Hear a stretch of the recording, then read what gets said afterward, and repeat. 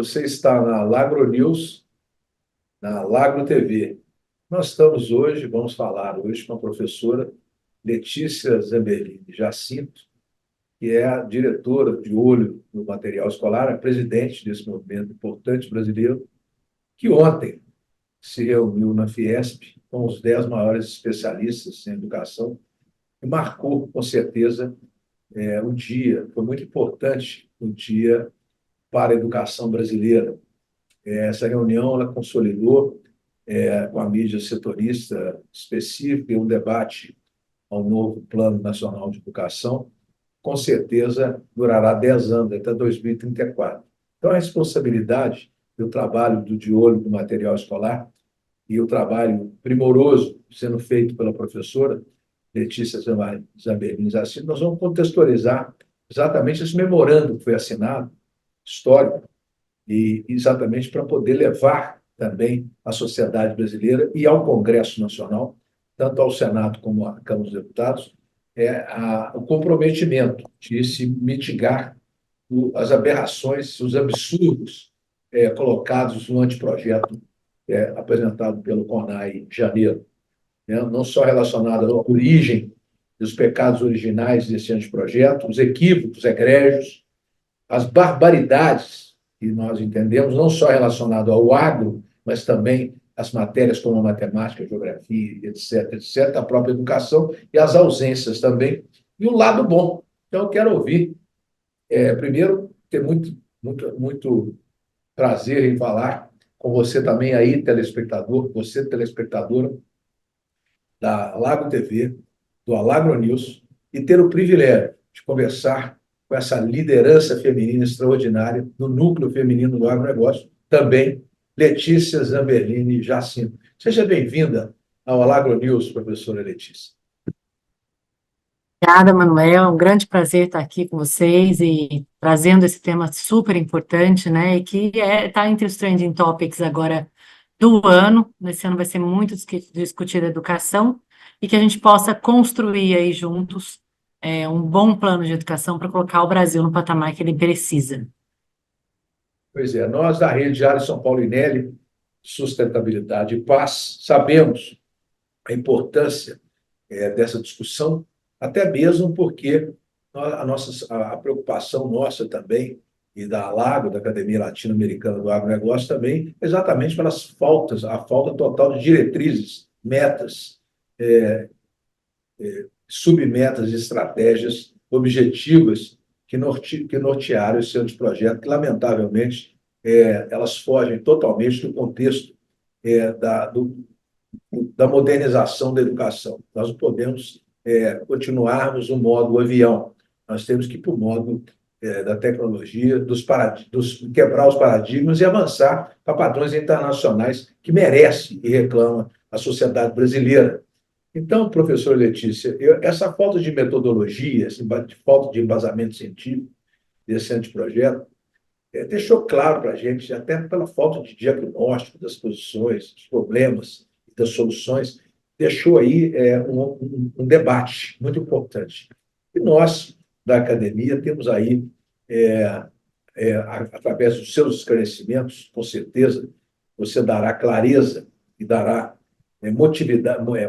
motivação para também nós integrarmos esse trabalho Brasil afora, junto ao parlamento, para poder a gente conseguir mostrar para os deputados, para os senadores, que há necessidade inexorável dessas mudanças, até para o bem da saúde brasileira e da saúde da educação. Então, eu queria que você colocasse efetivamente qual foram esses pontos importantes que vocês ontem assinaram nesse protocolo que vai ser apresentado para o Congresso Nacional. Eu queria que você elencasse ali os pontos mais importantes, Letícia, você que lidera com profícua liderança e com profícuo conhecimento técnico, né, todo esse projeto.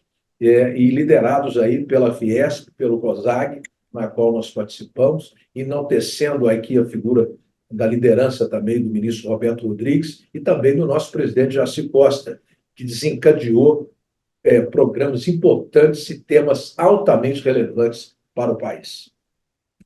Perfeito, Manuel. Vamos um pouquinho antes contextualizar aqui, né, o ouvinte. A gente teve um processo que antevém essa, esse desenho do PNE, que é o Programa Nacional da Educação, que é a lei que dura 10 anos, que você bem colocou, que é o CONAE, a Conferência Nacional da Educação, é um documento que ele é a referência do que, para onde essa lei vai ser conduzida, quais os tópicos vão ser discutidos, o que vai ser inserido e o que eles pensam para a educação futura. E como você bem mencionou aqui, ele não contém metas, ele não contém submetas e muito menos estratégia necessária para tirar o Brasil do buraco que a gente está na educação. Então, isso não é a de olho falando, não é o setor produtivo falando, são os exames internacionais falando. A gente tem indo continuamente muito mal nos exames internacionais, então, somos um dos piores países nas colocações de matemática, de português e também de ciências, né? Temos 11 milhões de neném, nem estudam nem trabalham, porque falta motivação para essa criança continuar estudando ou cumprindo, ou saindo do ensino médio e saindo do ensino universitário com maestria, né? Pronto para se colocar no mercado de trabalho. Então, realmente, a gente percebeu essa distância da realidade necessária para colocar a educação nos patamares que ela necessita. Estamos falando aqui de 10 anos, então a gente não tem como trazer essa pauta para ser discutida somente em 2034, ela é para hoje. O trabalho na educação, ele é um trabalho de formiguinha, mas o que a Diogo está fazendo aqui vamos aumentar então esse formigueiro, né? Vamos trazer muitas pessoas aqui para a mesa, para que isso seja discutido com a sociedade civil. E uma das ações que a gente fez, além dessas análises técnicas que a gente está trazendo de forma científica, trazendo subsídio para que isso seja defendido, né, dentro dos parâmetros normais, dentro dos parâmetros comparativos com países internacionais, né, com benchmarks, inclusive brasileiros, que dão certo, que existem sim exceções aqui. Além disso, a gente está trazendo grandes nomes para que discuta cada tópico da educação. Então, basicamente, ontem, esse evento Produtividade versus Educação, que foi feito na Fiesp, né, do qual eu agradeço, é um grande parceiro da Júlia no Material Escolar faz muito tempo, a gente reuniu lá, por exemplo, alguns tópicos, né, para te dizer aqui, que foi o que você me perguntou. O João Batista de Oliveira, ele trouxe toda a parte de alfabetização. Então, foi explicado ali o que é alfabetização, por que que a gente não tem alfabetizado crianças na idade correta aqui, qual a diferença do método fônico para os métodos mais não tão convencionais que têm sido adotados, e por que que a gente se afastou do principal, né? E quais são as consequências para esse aluno se esse aluno não for alfabetizado na idade correta. As consequências são gravíssimas. Um aluno bem alfabetizado, ele tem, inclusive, a sua autoestima melhorada, ele tem um caminhar de vida muito mais feliz, muito mais sólido. E a gente está falando aqui de alunos, né? Na hora que a gente está discutindo aqui o PNE, o que a gente tem que colocar em foco é a qualidade ligada à aprendizagem do aluno. Não adianta se o aluno entrou na escola, ou você tem mais matrículas, ou se eu investir em infraestrutura, ou isso tudo são possibilidades que têm que crescer, o país tem que estar cada vez melhor em relação a tudo isso, mais pessoas na escola, mais infraestrutura e todos os outros tópicos que vêm. Só que primeiro a gente vai medir, ele aprendeu, porque senão não adiantou esse cara entrar na escola, né? Então ele trouxe isso de forma bastante propositiva, quais os métodos que funcionam, onde ele tem resultado, né? Quais os municípios que são diferenciados, então isso amplia o nosso benchmark e a gente pode aprender com quem sabe fazer. No segundo painel, trouxemos a importância da educação básica e onde a gente se coloca, quais os ganhos sociais que acontecem com o aprendizado. Por exemplo, se a gente aumentar mais 100 pontos no PISA, em matemática, a gente tem um aumento de 2% do PIB contínuo. Então, isso é diretamente ligado à produtividade. Por que que o painel chamou produtividade e educação? Exatamente por isso, porque a gente tem que crescer a produtividade no Brasil, aumentar o PIB, melhorar a mobilidade social para que a gente tenha pessoas que estejam comendo direito, vivendo com dignidade, melhorando a sua vida financeira, né, tendo melhores empregos. Então, o que que a educação pode fazer por isso? E a educação básica, ela é muito importante. Tem um dado aqui interessante que no Brasil, estou até procurando aqui, porque como está tudo muito fresco ainda, né? Isso foi falado ontem, mas no Brasil a gente investe um quarto do tanto de dinheiro, investimento por aluno na educação básica, um quarto do que é investido na OCDE e metade do que é investido no Chile, que é o país que de maior destaque na América Latina. Mas no ensino superior, a gente investe uma vez e meia o que investe na OCDE. Então, será que a gente não está trocando a ordem? Na hora que a gente fala que alunos têm que partir, o direito à educação, ele é uma coisa para todos os brasileiros, o aluno tem que partir da mesma base. E é essa base que vai levar ele, né, para um desenvolvimento muito mais sólido e significante, inclusive para a vida dele e para o país. Depois a gente teve o painel da professora Guiomar, que impressionante, né? Doutora em educação, membro da Academia Paulista de Educação, uma pessoa extremamente respeitada, e ela trouxe pontos muito importantes sobre a formação de professores, que nos encantou. Então, qual é a necessidade do desenvolvimento desse professor, né? Então, principalmente, né, ele dominar os conteúdos que vai ensinar. Hoje em dia a gente tem muitas faculdades de pedagogia, geralmente essas faculdades são feitas à noite, e foi trazido um estudo para a gente que os piores alunos do Enem, eles vão para a pedagogia. Então, há uma inversão de valores na educação brasileira que os professores, eles estão sendo os menos ranqueados no Enem. Como é que um professor vai ensinar se ele está com a nota menor do que nas outras profissões? Né? Ele tem que ser o ente mais valorizado no país. Na hora que a gente fala em valorizado, não é salário. Salário é importante, sim, mas uma projeção de carreira, meritocracia, oportunidade para esse professor crescer nessa carreira. Na hora que a gente compara com alguns países mais desenvolvidos, a gente vê carreiras de professores e também de diretores de escolas, de faculdades, de universidades, aquilo lá é a carreira da vida deles, né? São pessoas extremamente capacitadas e realmente seriam as maiores notas do Enem, né? Então, como é que a gente vai mudar isso daí?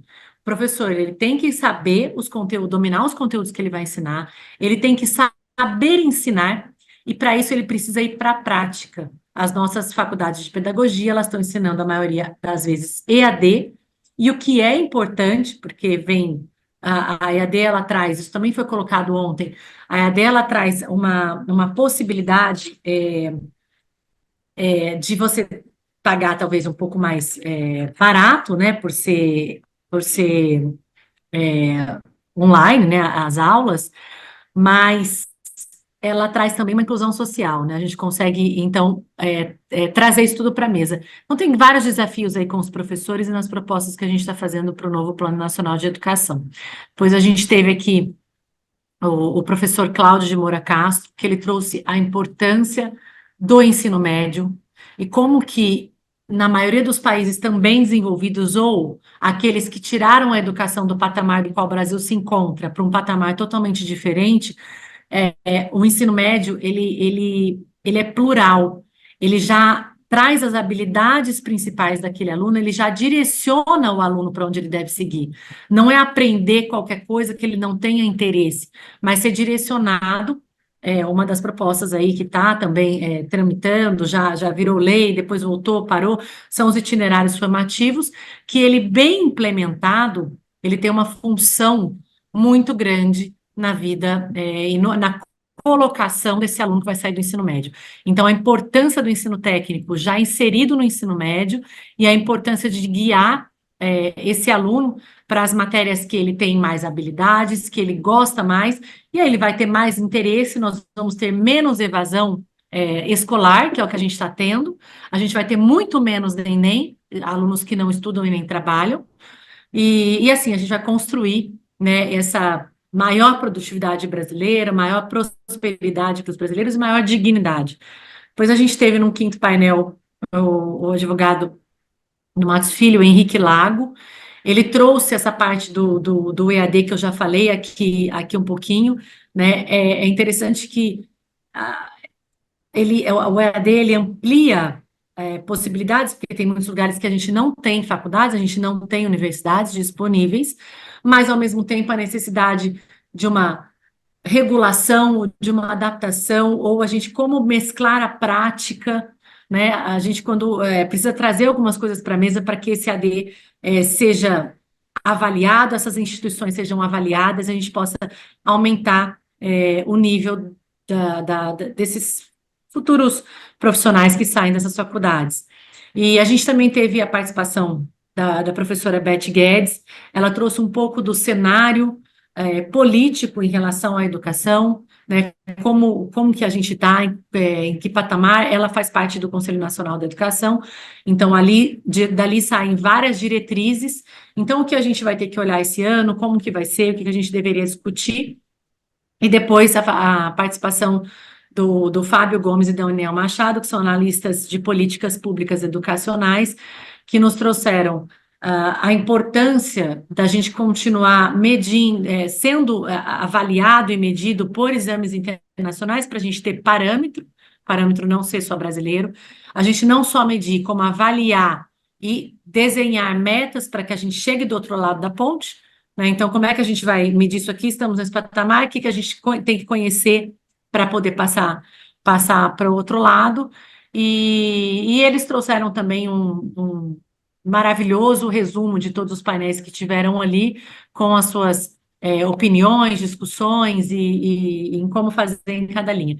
Então, te contando aqui, eu falei bastante de uma vez, mas era para te contar exatamente o que foi discutido lá e o que nós vamos entregar, aí a gente pode seguir aqui.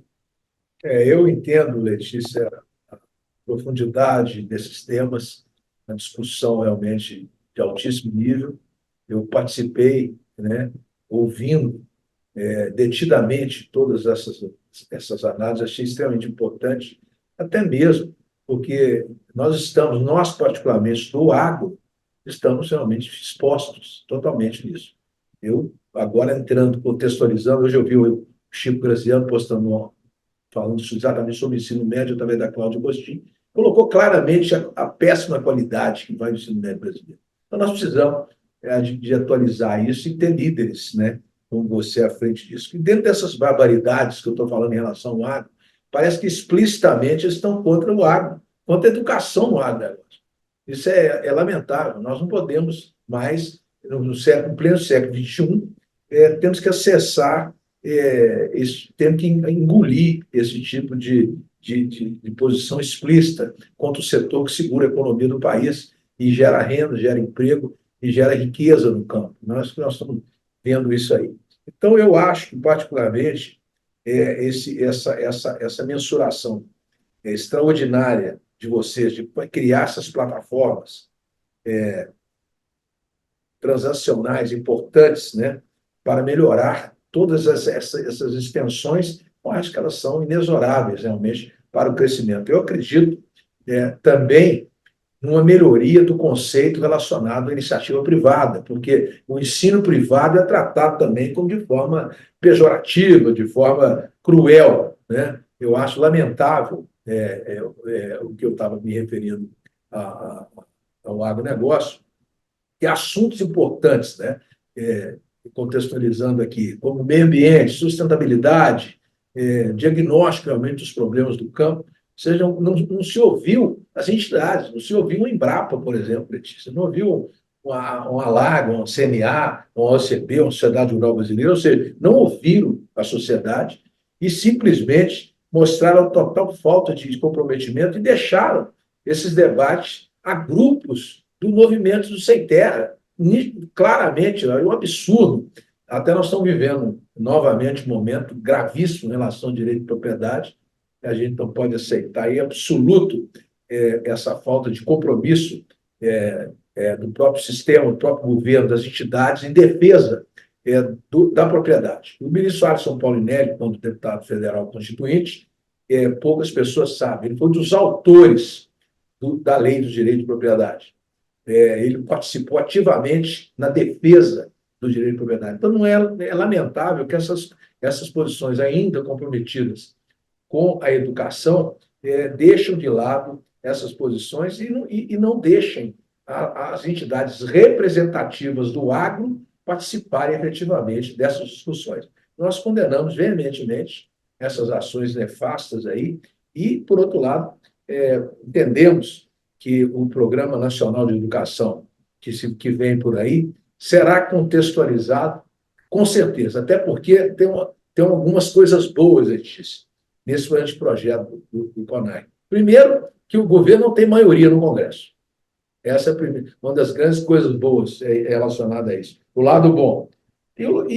Por outro lado, não ter maioria, nós também não queremos que falte instrumentos, né, para a implementação disso, e também queremos também que haja pacificação também entre vários líderes, né, que estão à frente hoje, tanto no Senado, como também na Câmara dos Deputados. A gente entende que tem que ter um rigor técnico, as comissões de educação do Senado e as câmaras setoriais são importantes para mensurar toda essa qualidade desse trabalho que vocês, com certeza, vão apresentar ao presidente do Congresso Nacional, o senador Rodrigo Pacheco, que já se sensibilizou pela importância e a dimensão desse projeto em favor do Brasil, em favor da família brasileira, em favor das crianças, né, em favor da educação, para levar, inclusive, o livro escolar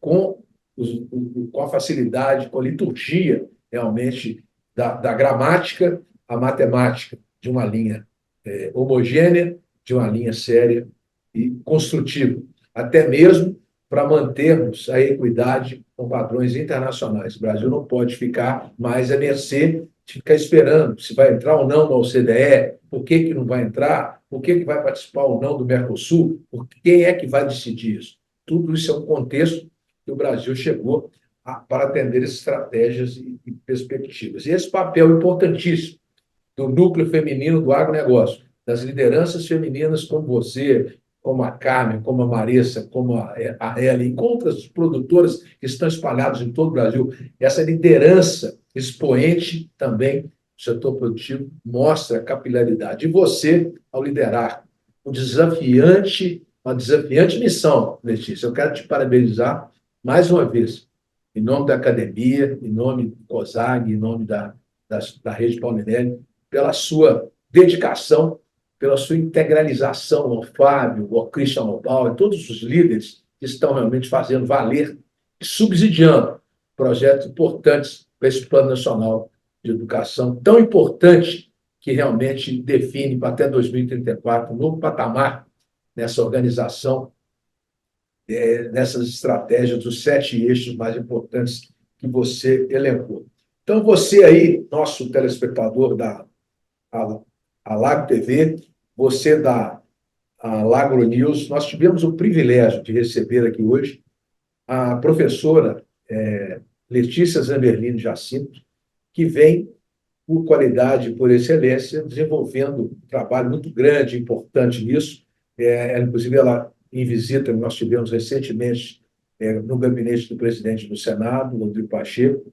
Ele ficou extremamente impressionado com a sua capacidade de também fazer essas identificações estratégicas para poder trazer para o Brasil um novo momento histórico. E, com certeza, como disse os vários palestrantes de hoje, eu elenco aqui o professor Cláudio Moura Castro, que é um especialista também nessa construção, que mostrou claramente, junto com os outros painelistas, exatamente essa importância. Então, Letícia, eu quero te cumprimentar mais uma vez, te agradecer, e agradecer você aí pela sua audiência, pela sua participação, e com certeza estaremos juntos em favor do Brasil, em favor da sociedade brasileira, e acima de posição ideológica, acima de posição partidária. Nós precisamos defender o Brasil. O Brasil é um país de tradições extraordinárias, que agora é um dos maiores exportadores de commodities do planeta, o celeiro do planeta, e precisa ter contextualizado todas essas coisas na educação. Acho que a educação começa exatamente no berço, no braço fundamental. Então, Letícia, eu queria que você fizesse rapidamente suas considerações finais para os nossos telespectadores do Alagro News. Eu agradeço muito suas palavras, na verdade, eu me sinto muito honrada. É um trabalho de equipe muito grande, né? A gente está com muitos associados em 104 cidades brasileiras, 16 estados, então falo que a gente não faz nada sozinho, né? E a sua parceria é extremamente importante para nós.